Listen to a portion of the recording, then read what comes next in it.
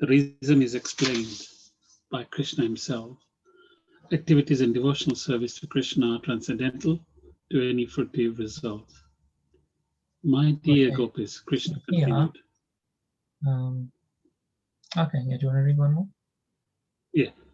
My dear gopis, Krishna continued, your desire to have me as your husband will be fulfilled, because it is with this desire that you worship goddess Katyayani.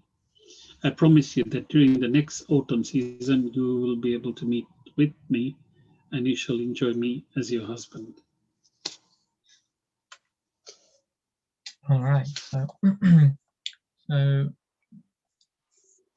here's just a summary of the pastime which we've already read last week, and there's a couple of key statements in here, and one is the philosophical aspect of this pastime. So first in that one is mentioned, the first paragraph is mentioned how activities in Krishna consciousness are transcendental in nature. Okay, so there's two types of activities. There are spiritual activities and there are material activities. So spiritual activities, they're activities which are enacted on the level of the soul, yeah.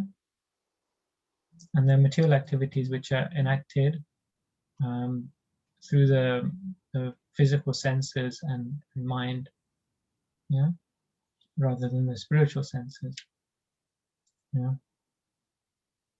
So how is it then? It's mentioned here that the fruitive Krishna conscious activities or spiritual activities don't have any fruitive results, and the material activities, they have fruitive results. Does anyone know what that expression means? Prabhupada uses it regularly in his teachings. Fruitive activities, or fruitive results. Is that karma? That's right, yeah. So Prabhupada is saying that spiritual activities, they do or don't have karma.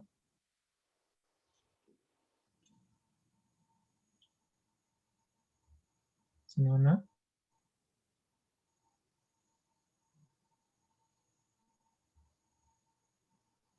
Sorry, do spiritual activities, are they fruitive in nature? Do they have karma?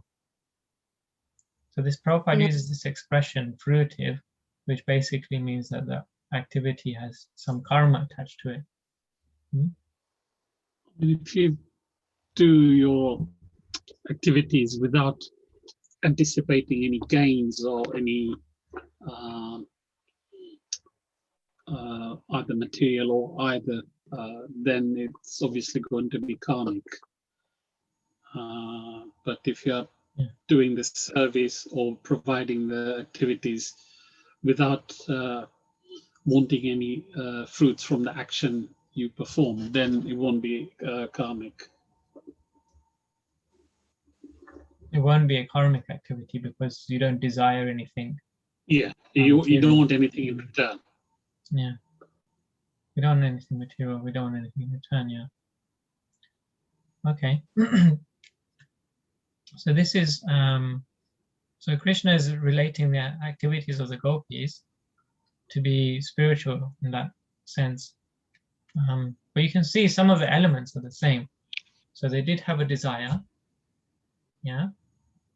They did get a result for their desire. Their desire was to have Krishna as their husband.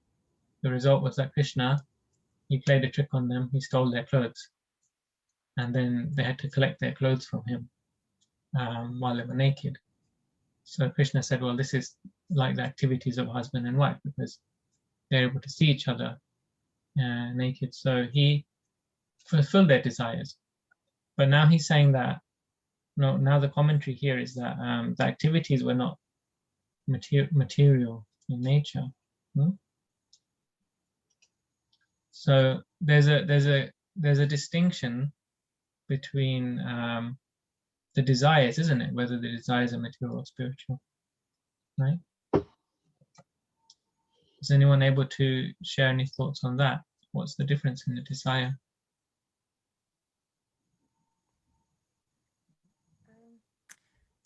Hare Krishna, Prabhu. Hare Krishna.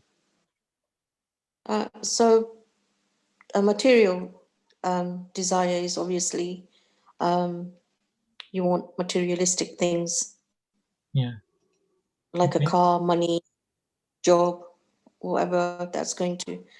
But spiritual desire is that you want to serve Lord Sri Krishna Hmm. and maybe become as pure as one can. Yeah. Yeah. So this is the difference, really, isn't it? That desires which are connected with Krishna are spiritual in nature. Desires which are not connected with Krishna, they're material desires. And the more there's that connection with Krishna, then the more pure the desire is. Or the more that the desire is to please Krishna, the more spiritual it is. So it happens at degrees, it's not like an on-off switch. It's material, it's spiritual. But the more of the desire which is for Krishna's pleasure, the more Krishna is pleased by the desire, then the more spiritual it is in nature. Then there will not be karma involved, in the spiritual desires. Because why is karma? It's the main definition of Krishna. Yes. Was that Panchali? So I'm just saying, Hare Krishna, Prabhuji. So I'm just thinking. So it's so what you're saying. It's the main definition of Krishna, isn't it? That he's the enjoyer. So as long as we keep in our minds that whatever we are doing for, or whatever activity we are doing is actually for the enjoyment of Krishna, that will not incur any karmic relation. That'll not have any domino effect in terms of karmic reactions. Yeah, I like that term, domino, not having a domino effect. Yeah, that's right. Yeah, it's an interesting way of putting it. So it doesn't have, so we see that, like, if you do one thing materially, it leads to a certain number of results. Yeah. Suppose I don't know, I buy a car, that's just a broad example. I buy a car, then I have to do so many other material things to make use of that car, isn't it? I have to service it, I have to put petrol in it, I have to pay taxes, I have to know how to drive it properly. So learning to drive, I have to, do so many things that have to come as a result of having the car. Yeah. So it's like the domino effect of having the car. Yeah. And then you become dependent on it as well, you see. And that's also another thing. Then when that car is gone, I'll have to get another car. And then all of the same things that come dealing with the car has to be there as well. Just is that what you mean by domino effect, Anshali? Right? Okay. So here the gopis, they had a spiritual desire, a spiritual love for Krishna, and that led to a spiritual result.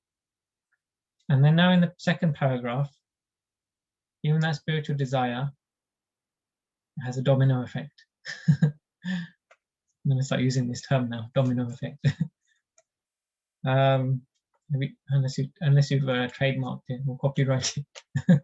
Anshali, you can use your term. I might just do that. You've just given me an idea, Prabhuji. So there is a domino effect, because Krishna continued as we read. He's saying, your desire to have me as a husband will be fulfilled because of worshipping Goddess Katyayani. And Krishna is saying that in the future, you'll meet the gopis again. Yeah. So what's Krishna referring to here? Does anyone know?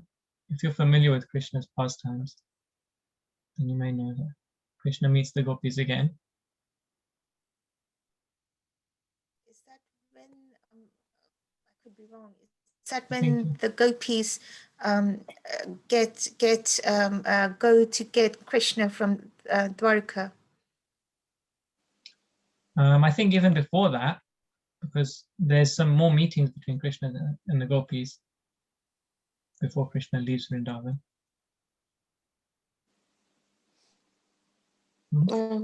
I Is think. it?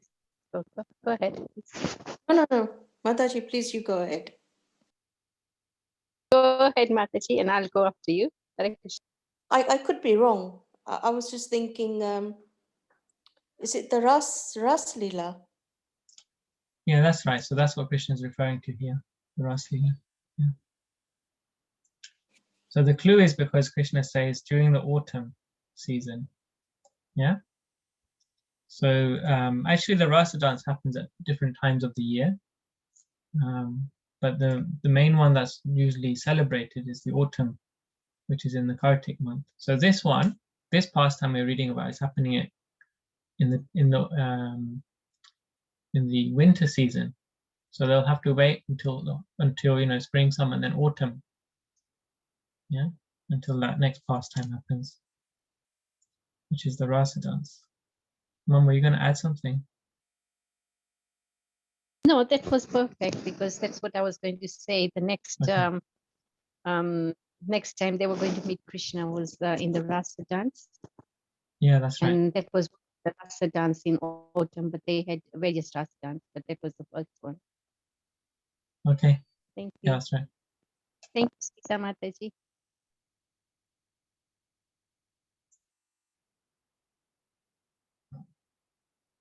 Okay, so we can continue reading on. Jai Prakash Prabhu, would you like to? Yeah. Thank you. Later, Krishna, in the company of his coward boyfriends, took shelter of the shade of some trees and became very happy. Thus, he addressed the inhabitants of Vrindavan. My dear Stoka Krishna, my dear Varuthapa, my dear Bhadrasena, my dear Sudama, my dear Shubala, my dear Arjuna, my dear Vishala, my dear Raspa. Just look at these most fortunate trees of Vrindavan. They have dedicated their lives to the welfare of others. Individually, they are tolerating all kinds of natural disturbances such as hurricanes, torrents of rain, scorching heat, and piercing cold. But they are very careful to relieve our fatigue and give us shelter. My dear friends, I think they are glorified in this birth as trees. They are so careful to give shelter to others that they are like noble, highly elevated, charitable men. Never deny charity to one who approaches them. No one is denied shelter by these trees. They supply various kinds of facilities to human society, such as leaves, flowers, fruit, shade, roots, bark, flavor, extracts, and fuel. They are the perfect example of noble life. They are like a noble person who has sacrificed everything possible, his body, mind, activities, intelligence, and words, for the welfare of all living entities. Right, so now Krishna is returning to his friends who are in the background behind him. So he's moving away from the scene of the gopis and the lake where they were bathing. And just behind that is the cowherd boys who are waiting for Krishna while this pastime was happening. Okay. So I thought it's interesting that we hear so many of these different names, isn't it, of the boys. Yeah. So there's Stoka Krishna and others mentioned here. There's actually 1, 2, 3, 4, 5, 6, 7, 8. There's 8 names mentioned there.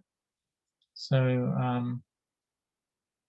anyone who may be familiar with some of the pastimes of Krishna, he has 8 primary cowherd friends and 8 primary gopi friends as well. Yeah.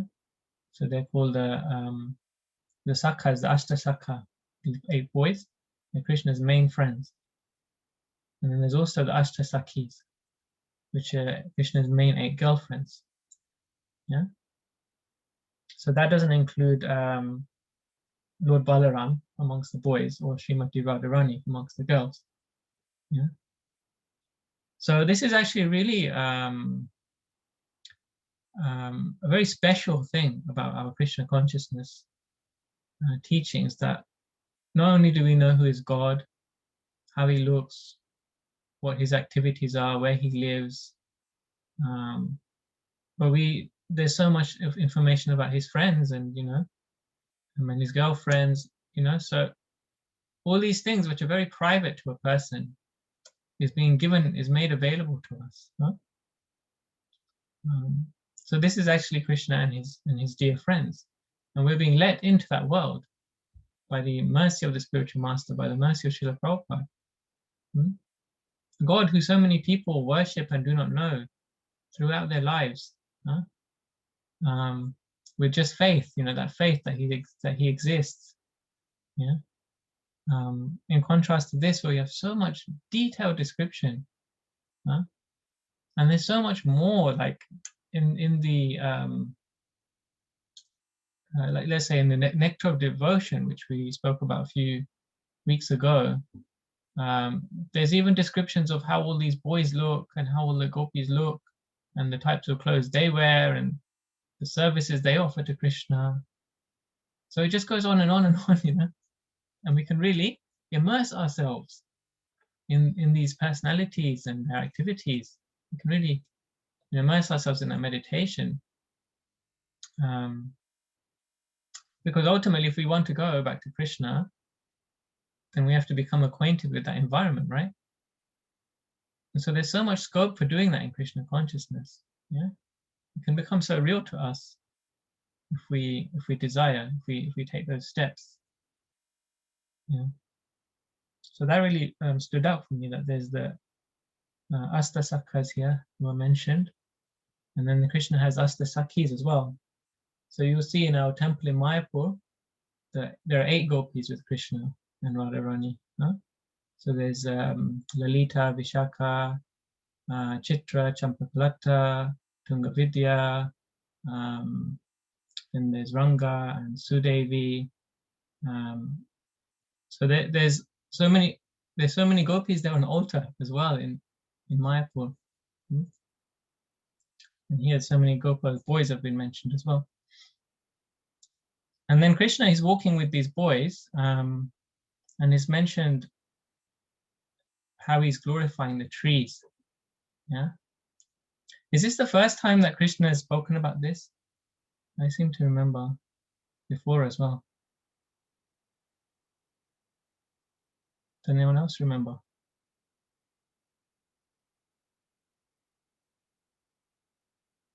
I seem to remember like 2 or 3 times we read descriptions where Krishna's glorifying the trees. Huh? So I thought that was kind of significant also, because Krishna has so much appreciation, isn't it? Do you have any thoughts about this? How he's appreciating everyone, everything. Huh? And what does he say about the trees? And he gives some comparisons as well.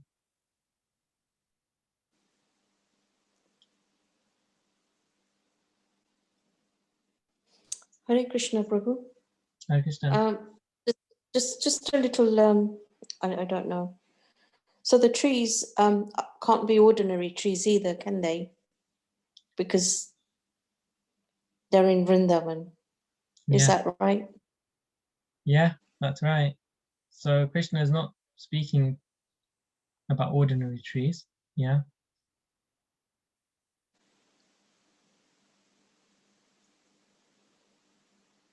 So even they are serving the Lord's devotees, because it says here, no one is denied shelter by these trees. So they are serving the devotees of the devotees, because everyone is getting shelter when needed. Yeah, that's right. So Krishna is appreciating how they providing shelter to the residents of Vrindavan, who are Krishna's friends and devotees. Yeah. Yeah. I was thinking more broadly as well that maybe Krishna does appreciate all the trees. Maybe not just the trees in Vrindavan. Because here it said that they're tolerating all kinds of natural disturbances, hurricanes, scorching heat, peace and cold. So Vrindavan doesn't really have any hurricanes as far as I was aware. But Haribol, yeah, I Think of thought that. the same. Yeah, Haribol, I thought the same thing. I didn't think that there were hurricanes in Vrindavan, but I definitely remember him talking about the trees when we were going through autumn. But I was just thinking, like, it kind of relates to what Vaishnavas, like pure Vaishnavas and bona fide devotees are like on earth. Like, they're the trees and they provide shelter, and they take on all sorts of storms of material life to propagate Krishna consciousness. So I don't know, that's quite interesting for the welfare of all living entities. It's cool. Yeah. That's a wonderful point. Yeah. Nice to see you dressed up and decorated today, like a festival, like a festival day. Very blue. I felt like brightness. Yeah. Thanks. Very well. Look like Lord Nityananda. Wow, that's a compliment. Because we're celebrating Nityananda Tridasi, aren't we? On Thursday, right? Yeah, that's right. Oh wow, what a day. Not long. I thought I'd wear red today because today is tomorrow is going to be the appearance of Varaha Day, right? So we're fasting for Varaha Day of today for half a day. So yeah. I thought I'd dress in red today because he's a red color. Right. Yeah. Anyway, no, you made some very nice points as well. That yeah, amazing how the pure devotees, even in this world, they give shelter to so many people, huh? And therefore we have this prayer to the Vaishnavas, huh? There's even a a Vaishnav pranam that we offer to the devotees. So it goes Vansha kalpa tarubhyascha kripa sindhu evacha patitanam bhavanebhyo vaishnavebhyo namo namaha. Has anyone heard that prayer before? It sounds familiar, maybe? No? Yes? No? Okay, no problem. Some have, some haven't. So you know what this means for those who said yes. I can see some some nervous faces. Would you like to share what it means, or at least in your own words?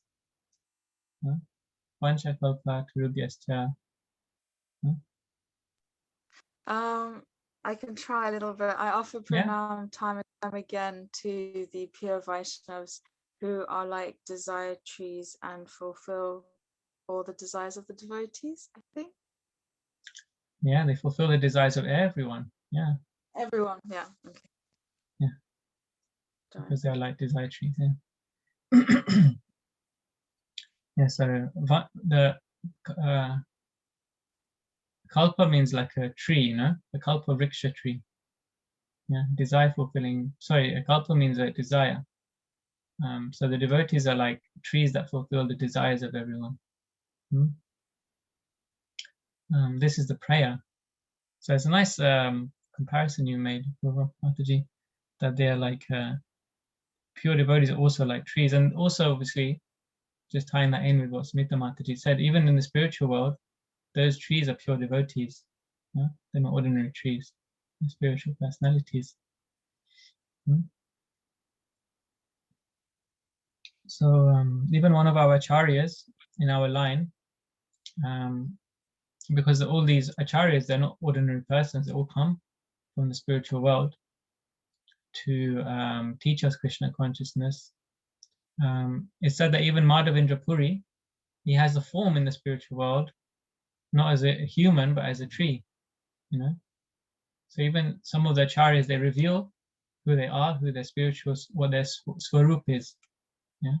So it can be said that way as well. Some of them, are there with Krishna, and they're serving him in this way. It's described.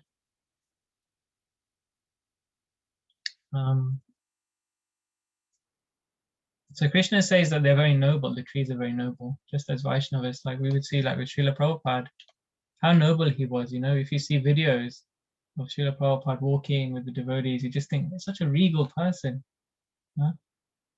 And do you ever get that impression when you see like pictures or videos and Prabhupada is holding his head up high with his cane and he's marching like that, And the devotees who would walk with Srila Prabhupada, if Tribangananda Prabhu was here, he joined us in some of the earlier meetings. He would tell us how his experience was walking with Srila Prabhupada. But Prabhupada, he was a small man. He was, in terms of height, he was a small stature, and he was elderly as well. But when he walked with his cane, everybody had to run to keep up with him. He was so swift and elegant in his movements. It was kind of like just his walking was just, like some kind of inconceivable thing, And the disciples of Prabhupada who were like, young and healthy and strong Americans and Europeans, and they would run behind him almost just to walk and ask him and speak with him and ask questions and things. So Prabhupada was such a noble person as well. Yeah, so that it reminded me of that, what's mentioned here.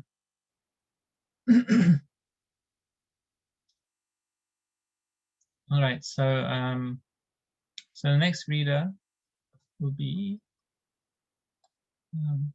is it Panchali? Yeah. Okay.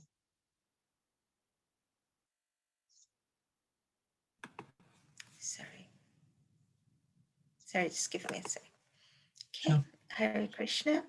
Hare Krishna. So, thus the Supreme Personality of Godhead walked on the bank of the Yamuna, touching the leaves of the trees and their fruits, flowers, and twigs, and praising their glorious welfare activities.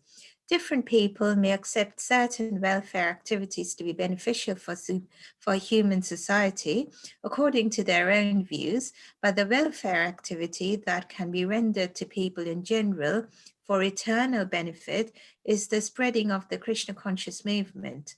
Everyone should be prepared to propagate this movement. As instructed by Lord Chaitanya, one should be humbler than the grass on the ground and more tolerant than the tree. The toleration of the tree is explained by Lord Krishna himself, and those who are engaged in the preaching of Krishna consciousness should learn lessons from teachings of Lord Krishna and Lord Chaitanya through their direct disciplic succession. Carry on. We can stop on this for a moment. So Prabhupada is giving us the reason why Krishna is appreciating the trees, because Chaitanya Mahaprabhu also explains in his Shikshastika prayers, he refers to trees as well. Trees as being what is the quality of trees which Krishna's incarnation, Chaitanya Mahaprabhu, he acknowledges trees for. What quality is that? Humility? Yeah, that's one of the ones mentioned here. Yeah. So Chaitanya Mahaprabhu says that being more humble than the grass. So he refers to grass being very humble. So let's start with that actually. Why does Chaitanya Mahaprabhu speak about grass being humble? What's that? Why would that be significant to us? Because people trample on the grass, and yet the grass doesn't. It stands back once people walk on them. It doesn't die. It lifts. I mean, they lift themselves up again. So it's. I'm just guessing. That's right. Yeah. So yeah, grass when it's stepped on, it stands back up again. Yeah. And it's probably something we've never even thought about, right? Like just you walking on the grass, walking in the park, in the garden, wherever, yeah. And it just happens, right? And you keep going on. But Chaitanya Mahaprabhu, he notices, he brings this point out that there's a special feature in the grass, yeah, that when it's knocked over or when it's stepped on, then it just gets back up. Yeah. So why is this significant for a spiritual practitioner, someone who's practicing bhakti yogi? Because someone can offend you, and if they offend you, you shouldn't you shouldn't take it to heart. You should just be more humble and not get offended and forgive them. Yeah. So it tells us a bit about this world, doesn't it? I'll come on to you in a moment, Shashi Mataji. It tells us a bit about this world, doesn't it? That you're out here in the material world. Not everyone's going to be nice, yeah, and you don't always get your desires fulfilled in the way that you want, yeah. So be prepared, be humble, and be tolerant. Okay, is that what you were coming to, Smita Mataji? Yeah. But it's very difficult, really, when you're actually dealing in this material world and you're dealing with the general public. It's very difficult to be humble. So that example should be really taken on board word by word to make you that kind of a person. Yeah. So the Chaitanya Mahaprabhu, he refers to this in relation to chanting, to public chanting, or Harinam Sankirtan, going out in the town and chanting, and spreading the name and fame of Krishna. So of course, when we do that, if you've ever been on the Sankirtan party before, then people give you all kinds of responses. Some people wave their hands, some people will cheer, and some people will look away, or some people will shout back at you, some horrible words we won't mention. So it's like that, all kinds of responses in the two world, isn't it? But Chaitanya Mahaprabhu is referring to when we chant, then, and we have this mood as well, this will actually purify us. So that chanting is actually purifying us when we chant in this particular mood of being humble and tolerant. Yeah.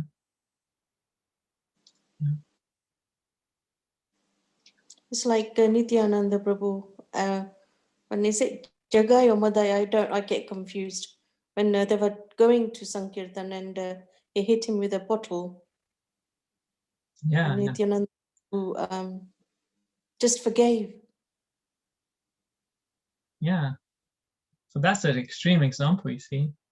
When God himself wants to perform a pastime, he can set the scene in such a way that it's impossible to recreate. So when Nityananda goes on Sankirtan, Lord Nityananda, when he goes on Sankirtan, and he's struck by a bottle, bottle smashed over his head. That's an extreme example. That he's God and he can do anything he wants, and he's the controller of everyone's hearts, and he allows that to happen. He allows someone to smash it, bottle over his head and draw blood. It's like that practically never happens when you go on Sankirtan, and then he forgives the person as well immediately on the spot. He's so immersed in the spiritual nature and chanting, and he's so immersed in wanting to give that chanting even to the person who's hit him on the head. So Jagai and Madai, so Madai is the one who hits him on the head. That he wants them to chant. He just says, don't worry about it, never mind.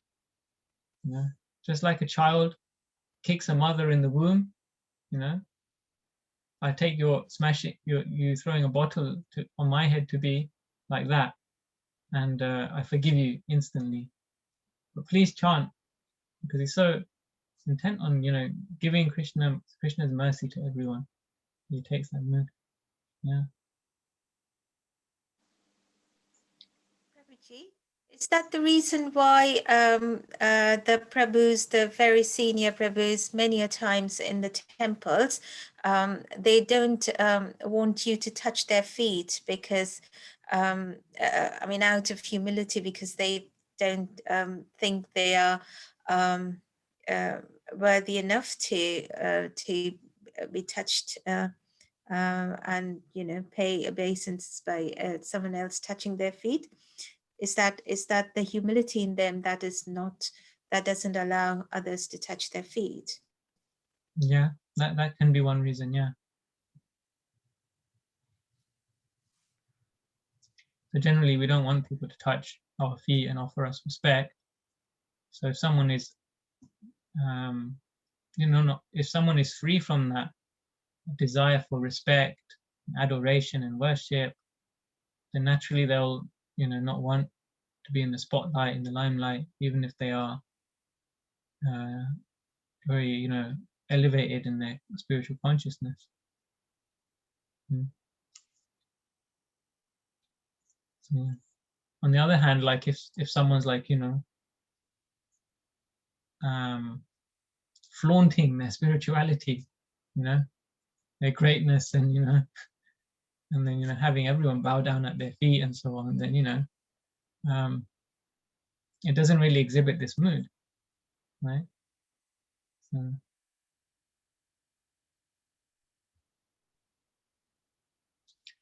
the first qualification of the spiritual master is that he is the servant of Krishna. So that's the first thing. No one can be independent spiritual master. Like someone who's spiritual master should also have a spiritual master. He should also be submissive to his own spiritual master. He or she should be submissive to their spiritual master.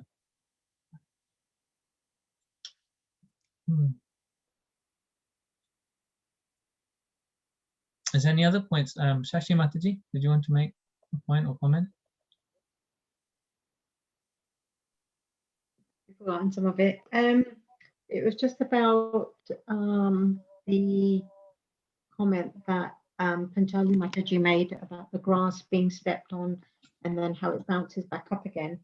So I was just going to kind of add to that to say that then you said something about being on the spiritual path.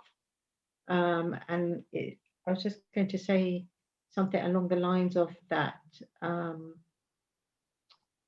you come across a lot of challenges, and so you need to be quite resistant, like the grass. You need to come across challenges that may dishearten you to carry on, or you know, you might find some difficulties along the way. But you need to be resilient like the grass, and you need to kind of stay strong and like prop yourself back up again. Yeah, that's right. Yeah, there are definitely challenges on the to be successful in anything. You know, there are challenges there. We have to go through a transformation, isn't it? In spiritual life, we're going through a transformation. We're starting off like this, you know, and we want to end up like this, and there's a gap, there's a deficit of change. It has to happen, right? And so that change is based on these principles here, like being humble like a grass, and being tolerant like a tree, and then the other two that are not mentioned here in the same, that come from the same verse, Trinadapi Sunichena Taroravi Sushmana, is Amanina Amanadena, is offering respects to others without wanting respect in return. Yeah, which is what Panchali had said about, you know, not wanting people to have respect for you, but giving all respect. And then the fourth one is, so someone who has these qualities, then Kirtanya Sadahari, they can chant Hare Krishna very easily, all the time. Kirtanya Sadahari. Yeah. So I like what you said. You mentioned having that resilience, or that, that's really become a thing at the moment, isn't it? With COVID, people are trying to aspire for that resilience, that level of tolerance, and so that actually comes about through through spiritual understanding and spiritual practice, that real resilience. So these teachings, they're not to make us let's say what's the word, they're not to put us down. Humility isn't the same as like having low self-esteem. So there's one thing which is being proud. I'm so big, I'm so great, I'm so such and such and such, being proud. And then the other extreme is having a sense of low esteem, low self-esteem. So those are two opposites of the same coin. They're two sides of the same coin. So this humility isn't actually like that, as Shashi Mataji nicely put. It's having resilience, It's being firmly situated in our actual real nature. We're actually the servant of Krishna, and that doesn't change. Everything else may come and go. People may say what they do. Things may happen, My body, my mind may disturb me for different reasons. But still, I'm servant of Krishna, no matter what. So we're having that resilience. Really, really nice point. Thank you for sharing that. So that's what's required on the spiritual path. Yeah? That's what's going to help us transform that. In all circumstances, we have this type of resilience. Okay.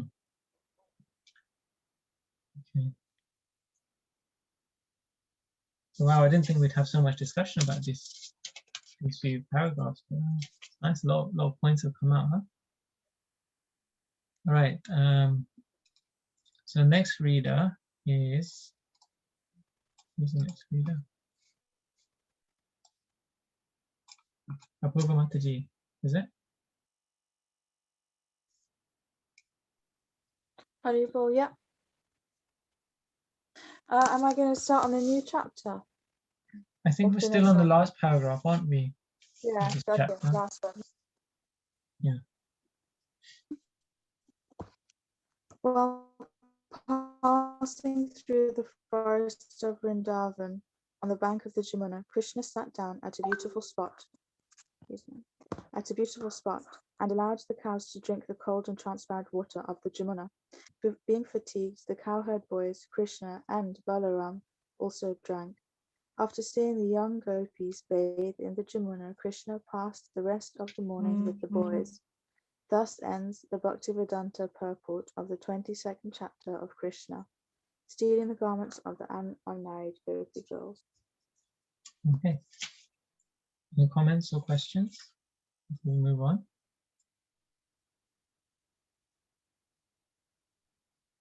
Otherwise, Apurva can take us through to chapter 23.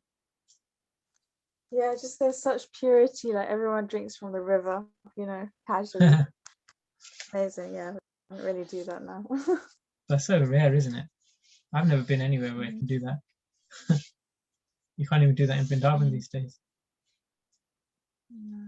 I have, to be fair, in South Africa there are some places that I've been fortunate, and actually in England as well, but only once. Actually, no, I lie. Sorry. In Eastbourne, there's a spring. If anybody ever goes to Eastbourne, there's a spring in the cliffs. It's beautiful, really beautiful. Fresh water. So anyway, yeah, very cool. Delivering the wives of the Brahmanas who performed sacrifices. The morning passed, and the cowherd boys were very hungry because they had not eaten breakfast. They immediately approached Krishna and Balaram and said, "Dear Krishna and Balaram, you are both all-powerful. You can kill many, many demons, but today we are much afflicted with hunger. and this is disturbing us.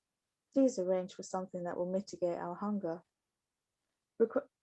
Requested in this way by their friends, Lord Krishna and Balaram arranged to show compassion to certain wives of Brahmanas who were performing sacrifices. These wives were great devotees of the Lord, and Krishna took this opportunity to bless them. He said, "My dear friends, please go to the house of the Brahmanas nearby. They are now engaged in performing the Vedic sacrifice known as, for they desire elevation to the heavenly planets. All of you, please go to them." Then Lord Krishna warned his friends, "These Brahmanas are not Vaishnavas. They cannot even chant our names, Krishna and Balaram. They are very busy in chanting the Vedic hymns, although the purpose of Vedic knowledge is to find me. But because they are not attracted by the names of Krishna and Balaram, you had better not ask them for anything in my name. Better ask for some charity in the name of Balaram."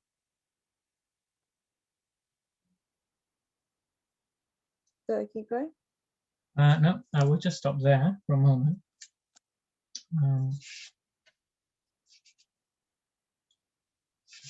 Okay, so here Krishna has arranged a pastime. It starts in the morning like many others, but the boys find they have no lunch with them. Yeah, so no breakfast with them, and they're hungry. Okay, so Krishna is arranging this particular pastime, and I find it interesting here that Krishna will do one activity which will satisfy many purposes. He will do one thing, but it achieves like multiple results. That's what's being brought out here in this first paragraph, isn't it? Yeah, in this first couple of paragraphs. So what is the activity that Krishna is proposing, and what is it that he's going to achieve? The different results that he's potentially achieving here. It shouldn't be. Is it too difficult a question? I don't know.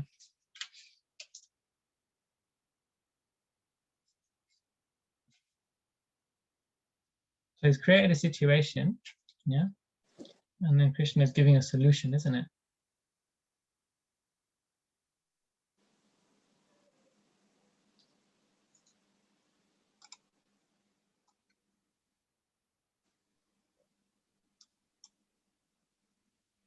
Yes, Shashi Mataji? I don't understand in the first paragraph where it's saying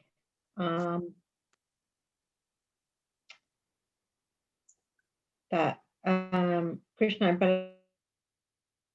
Balaram are both all powerful and that they can kill many demons, but today we are much afflicted with hunger, and this is disturbing us. Because it just starts with saying that the cowherd boys were hungry because they hadn't eaten breakfast. And they approached Krishna and Balaram. But then they're saying that they're all powerful and that you can kill many demons, but today we are afflicted with hunger. I don't understand that. Okay, does someone want to share? So I just decided to turn my video off because my connection isn't very good. Does someone want to share? How can we explain that in other words? Yeah, I think it is basically it's kind of Krishna's trying to create a pastime where he knew that the Brahmana Patnis,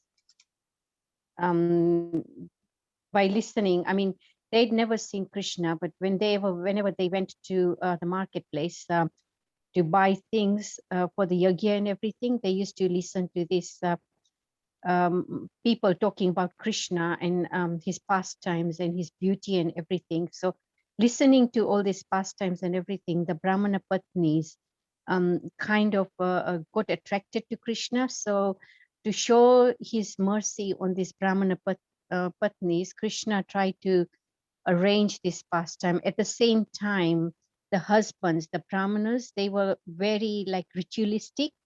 They didn't have the pure devotion, but they were very ritualistic in the yajnas and everything. And they didn't have that devotion for Krishna. So they had that pride. So to break their pride and to show the mercy on the Brahmana Patnis, I think this sort of pastime was kind of arranged where Krishna does one thing, but he fulfills so many other desires of other devotees. And actually, it was just, I think Krishna, I think basically if the coward boys went and said that, you know, we are hungry, the Brahmana Patnis wouldn't have kind of accommodated that. But if when they went and said Krishna and Balaram is hungry, then you see that is the reason they saying Krishna and Balaram are hungry, like, you know. Yeah. Okay. Yeah. So this is the example of how all those different things are being fulfilled by one activity of Krishna. But just coming back a second to Shashi Mataji's question. So you wanted to understand this first paragraph a bit better, right? This statement that the boys made. So what are the boys asking for? Can someone say? Why are they addressing Krishna like this? They're hungry. They're hungry, right? Yeah. So, but you're asking why they're asking in this, why they're saying in this particular way, right? My understanding is that they're saying they're hungry, Mm. but then there's also the bit about the killing the demons comes in there. So I don't Yeah. understand the link between the two. What's the Saying connection? that, yeah, that you would have killed many demons, but you've been afflicted by a lot of hunger. So they're kind of saying that because we're saying we're hungry, we're disturbing you, and normally you would have been killing demons, or I'm not kind of getting. Okay, the way they're The addressing related addressing Krishna points. is it's the way of their relationship that they have with Krishna. Is that they're first appreciating him. It said that if you want something from someone, this is the way to ask in a cultured way. This is the way to do it. That they're first of all they're appreciating and they're glorifying Krishna and Balaram. So they're appreciating that, you know, Krishna and Balaram, they're very powerful. Yeah, they know that even though they're just boys and they play with us, they're still, like, you know, so much more superior because they can defeat all these demons, and you know. So they're glorifying them first before they ask their question. They're glorifying them, and then they're saying that they're actually able to help. You know, you're very great personally, and you're able to help us. And then they're expressing their desire that we're actually hungry, so please, can you do something for us? So rather than just being outright like, just, you know, Krishna, get some food for us, I'm hungry. They're going about in a roundabout way, in a, you know, kind of appreciative way. Krishna and Balaram, you're so powerful, and you know, we haven't eaten, so please, can you help us and arrange some food? Yeah. So that's their way of asking. So they're comparing their hunger to be like a demon. Also, there's like a poetic meter to it as well. So they're saying, please defeat this hunger of That's ours. what I was wondering. Yeah.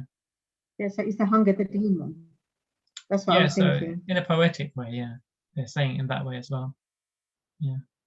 So even in the statements, like, there's one thing said, but there's so many different facets to it, huh? Right. Yeah.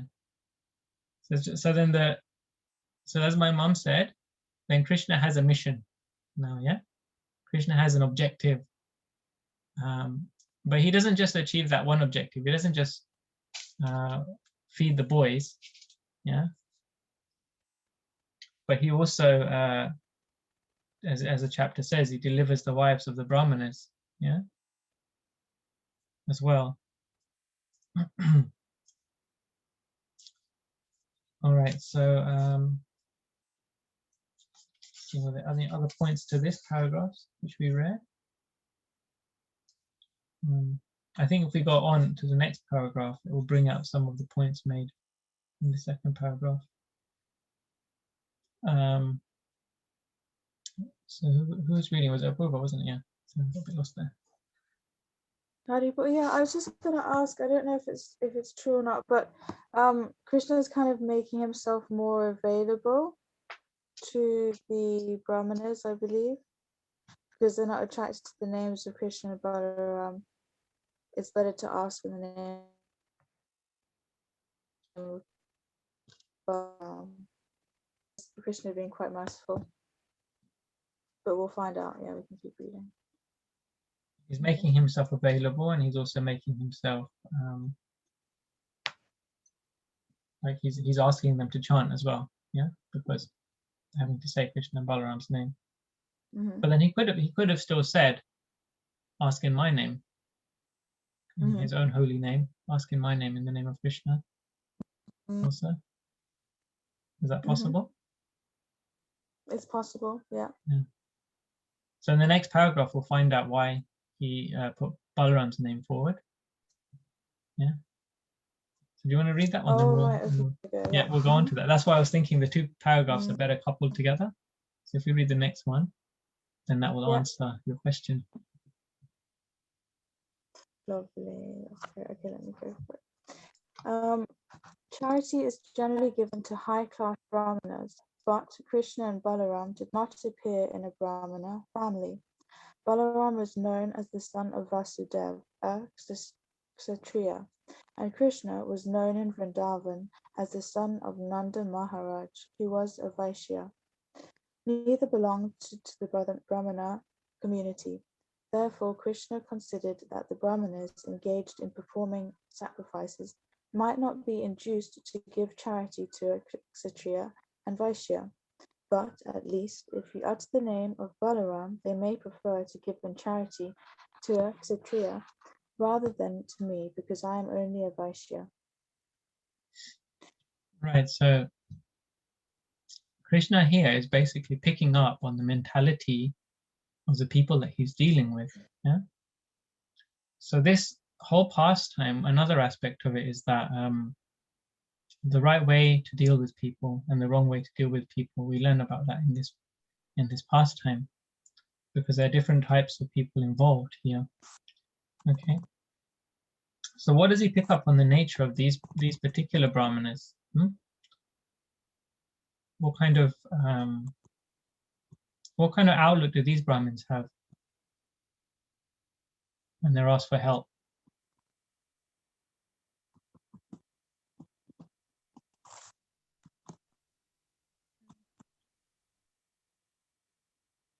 Are they very favorable, and are they like the trees which we read about, and giving shelter to everyone? So no, I saw some head shaking there.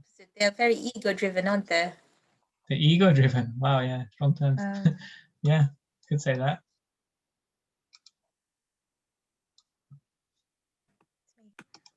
They continue. I think they did. Sorry. Sacrifice.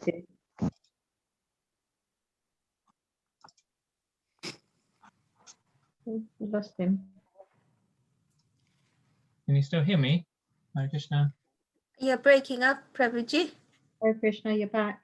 Okay, so yeah, they're very ego-driven. I would agree with that. Anyone else want to add to that? I think they had no devotion, because they were more like gyanis rather than devotees, because they were performing Vedic rituals and yagyas, but they didn't have the devotion for Krishna as a devotee would have. So whereas the trees and the leaves and the fruits and everything else in Vrindavan, they had that love for Krishna, the love from the heart for Krishna, as this was more like, they call mentally speculative yogis, so they were like that, these brahmanas. Yeah, so are you still able to hear me? Yeah, okay. I think my computer's frozen a bit, but it's okay. I'll carry on. Yeah, so because they have this kind of, let's call it, and they're very egocentric, Krishna's way of dealing with them is appropriate to that kind of mentality. He's saying, neither of us are Brahmins, so they won't give anything to us. They'll think we're very low, very, very lowly people. So then they chance it and they say, let's go with Balaram's name. Let's go with Balaram. Because generally in the Vedic culture, when you'd introduce someone, you'd say, this is Balaram, he's the son who is from, the royal order, or such and such is from, from an aristocratic family or whatever. So they're saying that because Balaram is known as Rohini Nandan, he's known as the son of Rohini. His mother's name is Rohini, and Rohini is the wife of Vasudev. Yeah. So in that way, they think that if they go and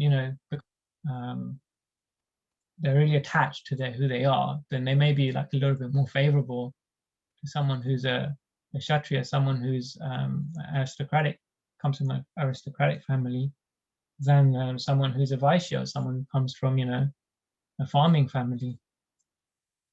So that Krishna has that approach to deal with them because their nature is like that. Yeah. And similarly, Krishna says in Bhagavad Gita, "Yayatamam prapadyante tamstiteva bhajamiham." So he said many times that Krishna says, as we approach him, he'll reciprocate with us.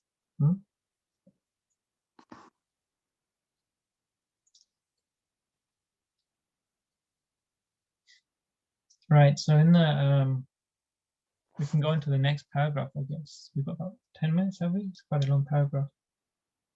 Yeah, let's go for the next paragraph then. Purva, would you like to read one more? Yes, of course. Yeah, try. Yeah. Being thus ordered by the Supreme Personality of Godhead, all the boys went to the Brahmanas and began to ask for some charity. They approached them with folded hands and fell down on the ground to offer respect. O earthly gods, kindly hear us, who are ordered by Lord Krishna and Balaram. We hope you know them both very well, and we wish you all good fortune. Krishna and Balaram are tending cows nearby, and we have accompanied them. We have come to ask some food from you. You are all Brahmanas and knowers of religious principles, and if you think that you should give us charity, then give us some food, and we shall eat all along with Krishna and Balaram. And we shall all eat along with Krishna and Balaram. You are the most respectable Brahmanas within the human society, and you are expected to know all the principles of religious procedure. Right. So again, coming back to the point of approaching people, how they appreciate, right? Now, what does this tell us about the way the boys approach the Brahmanas?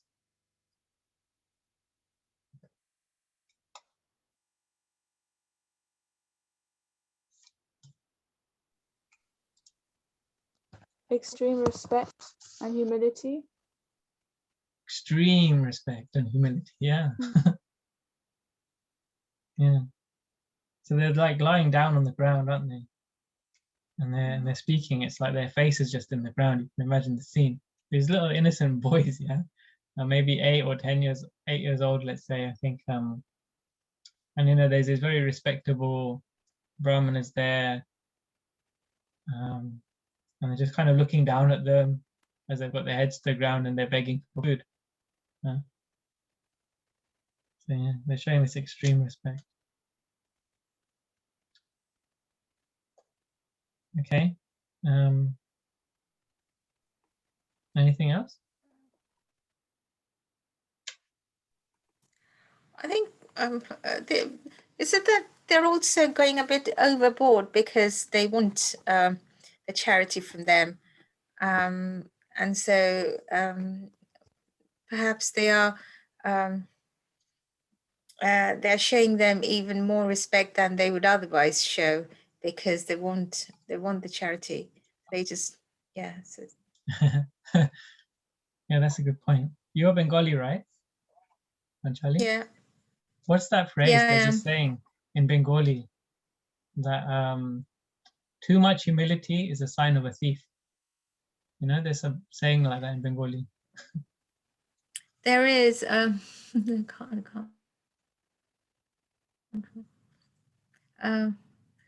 Oti, too much is Oti. It starts with Oti.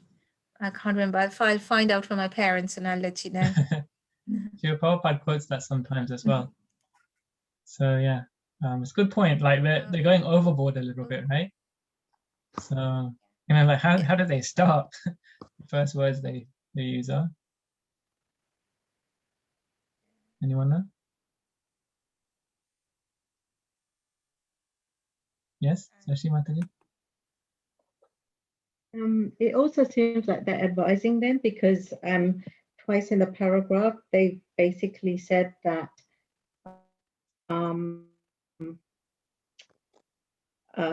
because you're Brahmanas, you know about the principles of these religious procedures. So they're basically saying that you know the principles and the procedures. So you should do as you kind of know.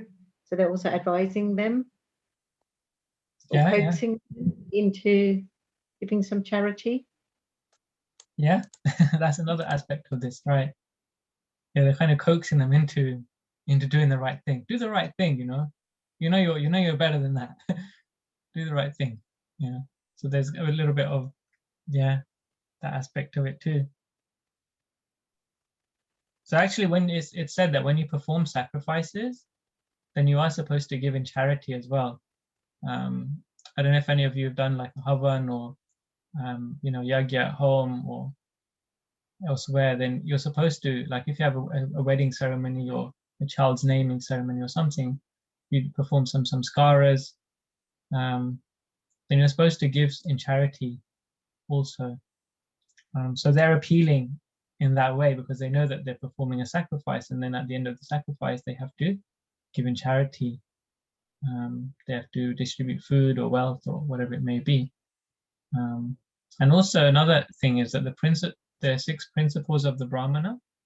The Brahmana, they live by, we'll read in Bhagavad Gita, they live by 6 principles. That is to perform sacrifices and to teach sacrifice, and to study the Veda and to teach the Veda, and to accept charity. And the 6th one is to give in charity as well. So it's actually one of the principles of a Brahmana is to give. And so they're going on that limb of, you're supposed to give to us because you're Brahmanas. Right? So yeah, with all respect and humility and the most choicest words, who could refuse? Like these innocent boys, isn't it? Well, we're gonna end on a bit of a cliffhanger, I think, because we won't be able to find out today, right?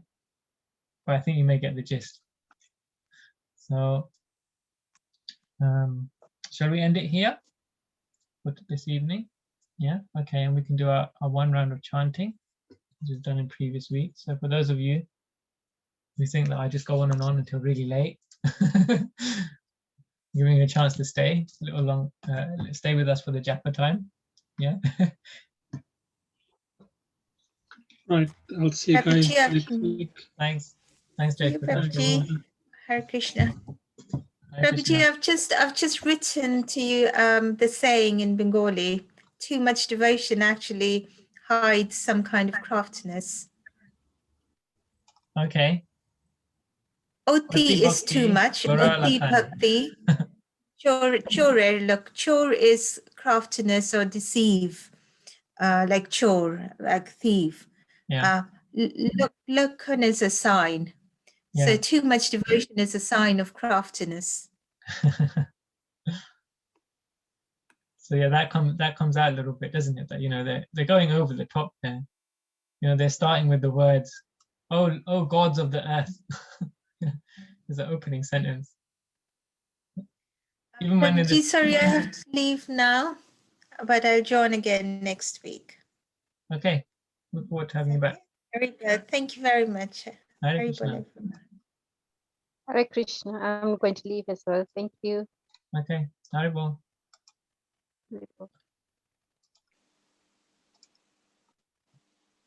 So the lucky few are still here, and as humble as a blade of grass. Okay, I'm just gonna grab my bead bag. I'll be right back.